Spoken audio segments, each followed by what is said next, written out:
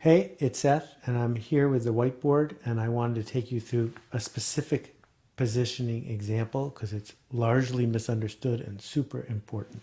So here we go. A long time ago, there was one kind of chocolate. This is hyperbolic examples only. Hershey's. It's delicious. Everyone says, we're done. How can you beat Hershey's? But then someone from Nestle says, we can position. Hershey's is smooth,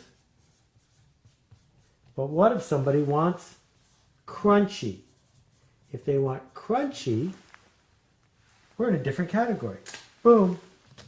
Now there's two choices, smooth and crunchy, both by many standards delicious. Okay, fine.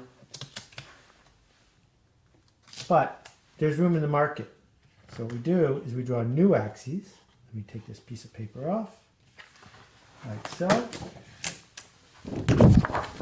And what can happen is I can put Hershey's and Nestle's over here, and then a brand manager at Hershey's can come out with Kisses. Kisses are small. Everything else is big. So if you want something small, there you go. Again, we've repositioned, turned the market into different categories. Okay, fine. I think you're starting to get the idea, but we're going to keep going here because it's so much fun.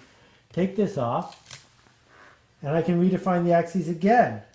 Because what I can do, different brand manager at work here who doesn't care about the existing people and just wants to win, is Nestle's Crunch, Hershey's, Kisses, delicious, no nuts.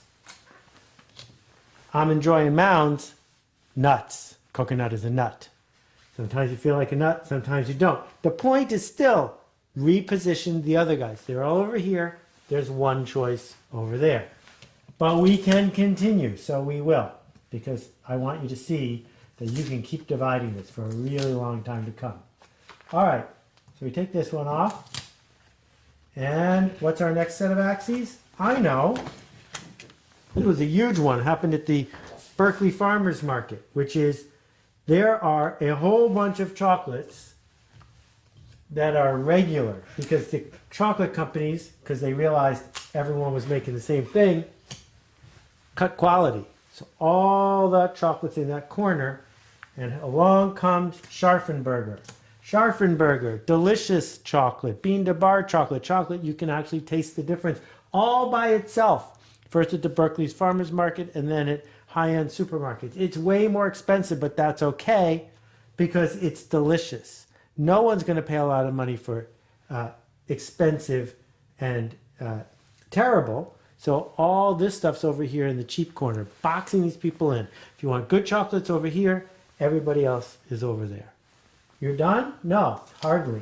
Because then what we get to do is take these guys out of here, the regular cheap kind. Take this off, and there's another set.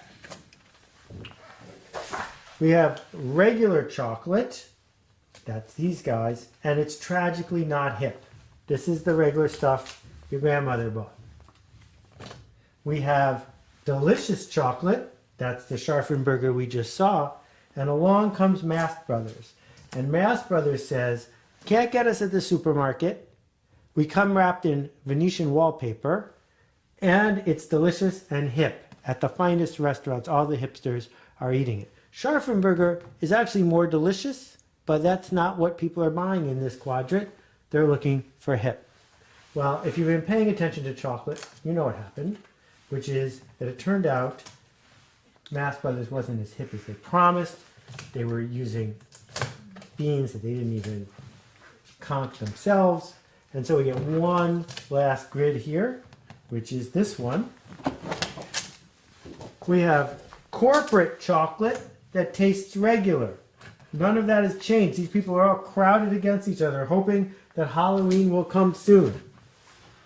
But we have delicious chocolate that's corporate. These guys are owned by Hershey's, right? These guys, they're off the map because they blew it. And Sean Askinose shows up with ethical chocolate. Chocolate where he knows the farmer. Chocolate that is delicious. Notice expensive doesn't even need to be on this particular grid because some of are expensive or not. But if you're looking for ethical chocolate, fair trade chocolate that's direct trade, even better than fair trade, you're over here. So we could keep dividing this over and over again. And as you get more divided, obviously the market grows, but each slice gets smaller. But your competition's doing it. Your own brand managers are doing it to you. So that's how positioning works. You find a new axis, you push everyone together on the old axis, and you find, through empathy, a spot that's important, and you define it for yourself. There we go. Delicious. I bet you're hungry. Thanks.